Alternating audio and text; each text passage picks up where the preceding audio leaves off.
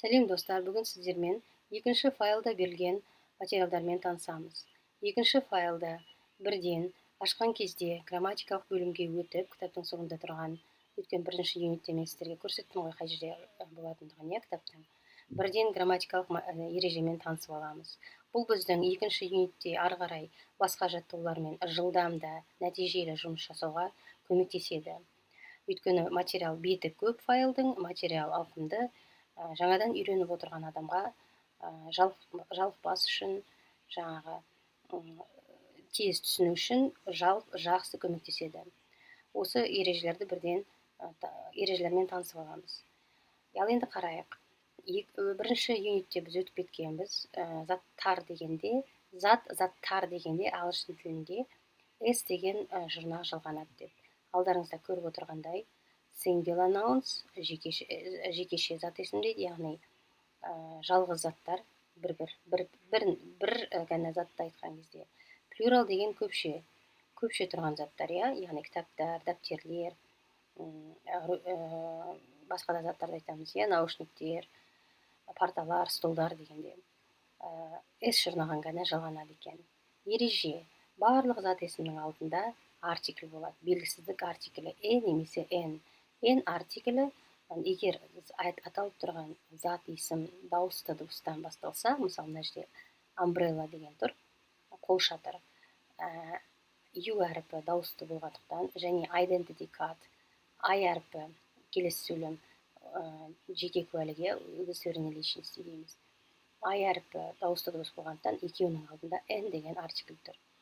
Қалған заттар book, watch, diary, яғни кітап, сағат, күнделік деген артикльмен келтірілген. Бұл тек жалғыз зат есімдерді атаған кезде осы белгісіздік n артикльдерін қойып қолданамыз.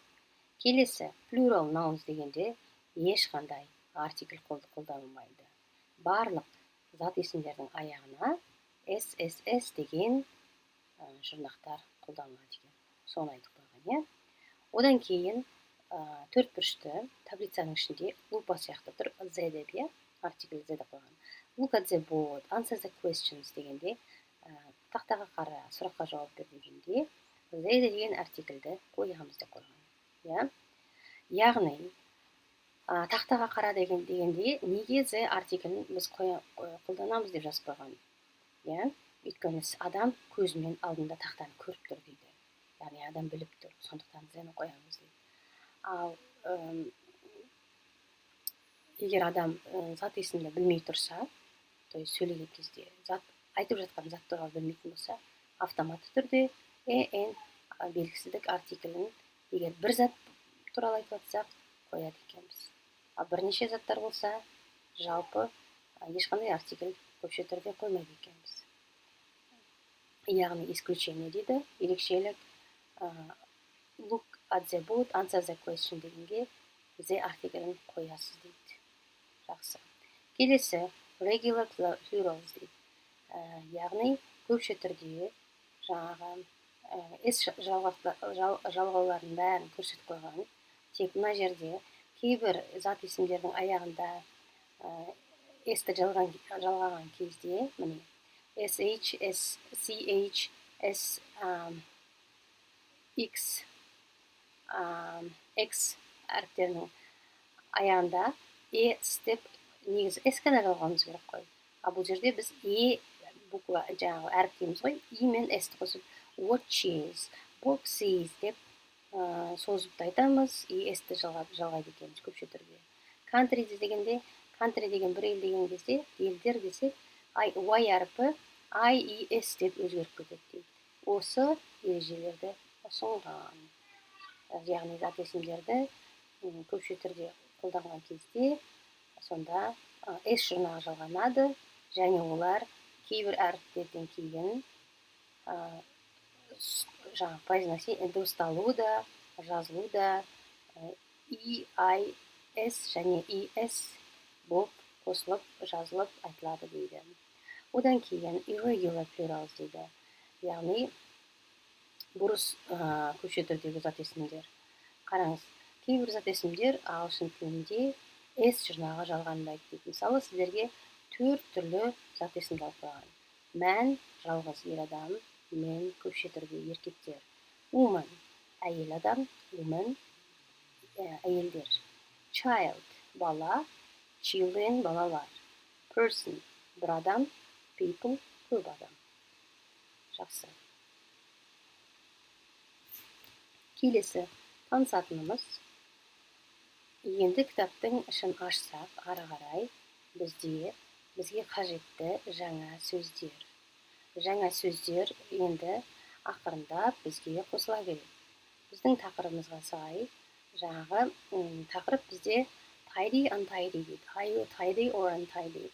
Яғни сіз жинақысыз ба, жоқ жинақы емес, шашыраңқысыз ба дейді. Немесе бір şey оқып тұрсың ба, сабақсың ба? Тақырыпты солай түсінеміз. Сонда заттардың бәрі шашылып жатады. Сонда шашылған заттардың атын қалай атайды екенбіз, иә?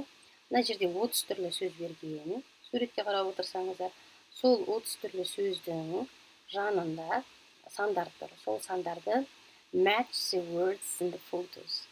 Сөздер мен фотоларды сәйкестендір деп бірінші point деп қойған, тиын деген жерге сан жазып қойған, иә? Екінші не? Файл қоя салатын папка екен. Соны табыңыз дейді. Үшінші немене? Төртінші немене? Иә? Кейбір сөздерді сіздер уже өттіңіздер. Бұны жанына көбін негізі білесіздер өткен сабақтардан. Сондықтан жанына сандарын қойып жазып шықсаңыздар болады, иә? Бұл оңай. Екінші бетте мына match the words and pictures тағы да 21 сурет қойып қойған, иә? Сол 21 суреттің ішінде енді біз сын есімдерді айтар екенбіз. Beautiful әдемі, big үлкен, cheap арзан, clean таза, easy оңай, fast жылдам, full полный дейді, толық, good жақсы, high биік немесе ұзын, жоғары, hot ыстық, light жеңіл немесе жарық немесе жеңіл деп те аударылады. Long ұзын, ұзақ, old кәрі, old екі түрлі мағынада берген, ескі, rich бай, right оң жақ немесе дұрыс, safe безопасный жаңағы, the same сондай, бірдей деген мағынада. Strong сильный дейді. Tall высокий биік, иә? Ugly түрі ұсқынсыз. Beautifulдың синонимі, антонимі ugly, иә? Small кішкентай, expensive қымбат, dirty кір, difficult қиын, slow медленный баяу, empty пустой fullдың антонимі, bad жақсы, goodке қарсы, иә? High жоғарғы, low төменгі деңгейде дегенде, иә? Дауысын шығаршы, немесе төмендетші деген кезде. Келесі cold hot'тың антонимі, иә? Ыстық, суық, light жарық, dark қараңғы, long ұзақ, short қысқа, old кәрі немесе ескі, new жаңа, old кәрі, young жас, rich бай, poor кедей, right оң жақ, left сол жақ, right дұрыс, wrong бұрыс, safe безопасный, dangerous опасный, the same одинаковый, different разный, strong сильный, weak слабый дейміз, иә? Tall высокий, short короткий деп өстіп жаттап алады екенбіз. Мына тұрған суреттерге қарап отырсаңыздар, осы сурет арқылы үйренуге тырыссаңыздар, өте тиімді болады. Мысалы, иә? Бұл жерде сын есімдерді айтқан кезде өте very, really шынымен деген екі сөзді қосып айтуға болады дейді. Немесе quite. It's quite cold today. Бүгін достаточно холодно. Дегенде it's cold but not very cold. Яғни бұл суық, бірақ өте суық емес дейді. Суықтау, бірақ өте суық емес дейді. Осындай very, really, quite деген үш сөз сын есімнің жанына қосылып, үстемелеп сөйлемді анығырақ ашып ойды жеткізуге көмектеседі екен. Бұл жерді жаттап алады екенбіз. Иә. Сосын төмен қарай тағы да лупаның екінші лупада төртбұрышта жасылдың ішінде тұр opinion adjectives дейді. Яғни ойыңды айтқан кезде сенің ойың жақсы екен, о керемет, ой жаман екен, мә қорқынышты екен деп эмоцияны білдіреміз ғой. Сол кезде good, nice, great, fantastic, bad, awful, terrible деген сөздерді қолданады екенбіз. Good жақсы, nice жақсы, great мә здорово, керемет, fantastic bad жаман екен, awful жаңағы ужасно дейді, terrible мә қорқынышты ғой деп тыңдап отырған кезде екінші адам эмоциясын береді. It's really fast and very expensive. Мә шынымен жаңағы жылдам және қымбат, жаңағы қыдырған кезде айтамыз, ол жерде балаң етін жерге бар, ол жерде карусел бар екен, жылдам жүреді екен, және өте қымбат екен деген кезде it's really fast and very expensive деп айтады екенбіз. Келесі тыңдалымға берілген тапсырма, негізгі материалда берілген. Бұл жерде біз жаңа алдымен заттарды өтіп кеттік. Бірінші қараңыздар, логикалық жағынан қарасақ, бірінші заттарды ұқыптысың ба және салақсыз ба деген мағынада заттар қай жерде қалай шашылып жатыр, яғни файл сонымен басталады. Сонда мысалы мына сурет беріліп тұр, алдарыңызда екі түрлі сурет, екі түрлі суретте екі түрлі заттар. Біріншісінде жиналып тұр, екіншісінде шашылып жатыр. Байқайсыздар ма? Сонда осы сурет арқылы енді заттардың қайда тұрғандығын білдіретін, орынды білдіретін prepositions дейді, предлогтарды ұсынған. In ішінде, on үстінде, under астында деген 3 предлог бар екен. Осы 3 предлог арқылы затты, жаңа сіз алдымен заттың атын үйрендіңіз, одан кейін көпше түрде айтуды үйрендіңіз ол заттарды, it's және they деп қолданады деп. Одан кейін еш жалғанады деді көпше түрде. Енді міне ол заттың қайда тұрғандығын предлогтарды қосу арқылы толық бір сөйлем шығады екен. Where is the charger дейді, зарядка қай жерде? It is in the қай жерде тұр? Мысалы, соны айтады екенбіз. Мысалы, сөйлемнің ішінде десек, in the bag, или тартпада десек, in the box деп айтады екенбіз. Мысалы, glasses дейді, очки, очки қай жерде тұр? Оны айтамыз. Keys, кілттері қай жерде тұр? Оны айтамыз. Scissors дейді, яғни қайшы, umbrella, зонтик, wallet деген портмоне. Си жаттығында жаңағы екі суретті compare деген салыстыр дейді. Compare your pictures. Екі суретті салыстырыңызшы дейді. Заттар дұрыс жерлерде жатыр ма дейді. Сонда салыстырады екенбіз.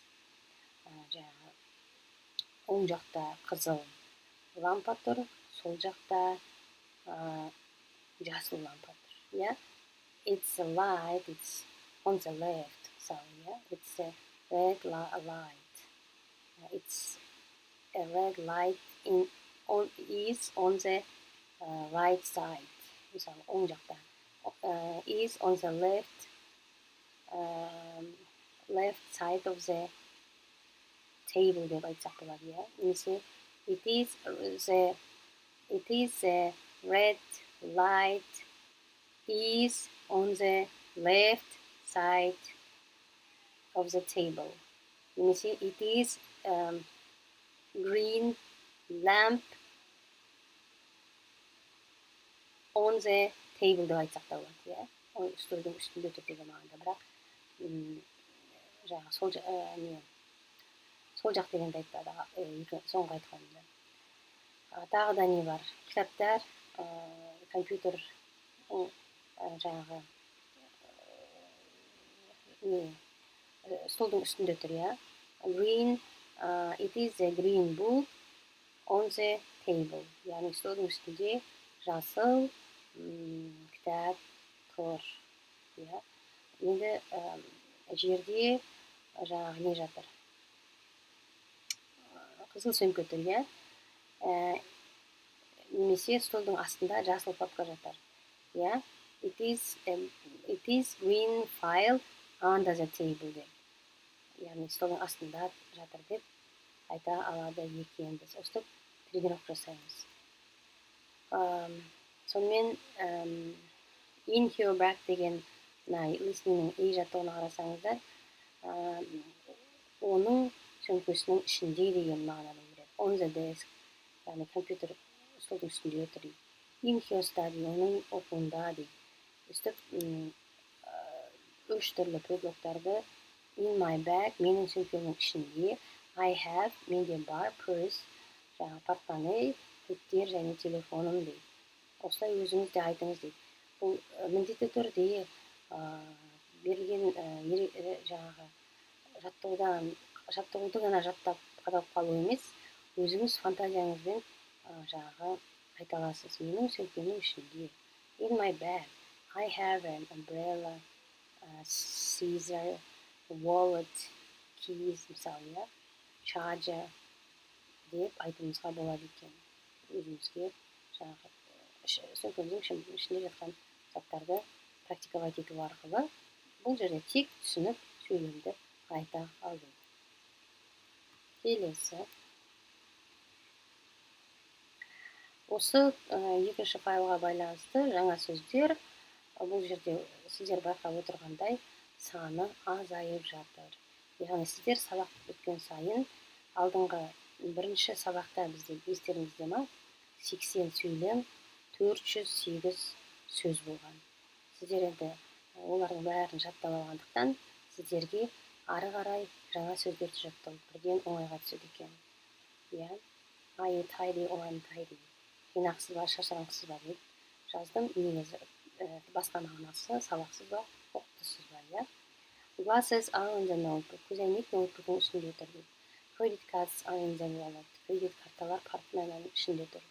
The bag is under the desk. Сөмке стөлдің астында тұр. In my bag, I have a purse, keys, my phone. Менің сумкамның ішінде әмиян, кілттер, телефоным бар. Headphones, наушник, tissue, салфетка, glasses, көзәйнек, tickets, билеттер. Қалған сөздерді өткен сабақтарда өтіп кеткенбіз. Міне осылай екінші файл 2 берілген негізгі материал сонда алдымен заттар, одан кейін оның қайда тұрғандығын білдіретін сөйлем екен. Осыны қайда тұратындығын предлог in, on, under деген 3 предлог арқылы үйреніп шығады екенбіз. Осымен сабақ аяқталды. Жақсылап тыңдап, тағы да жұмыс жасап көріңіз.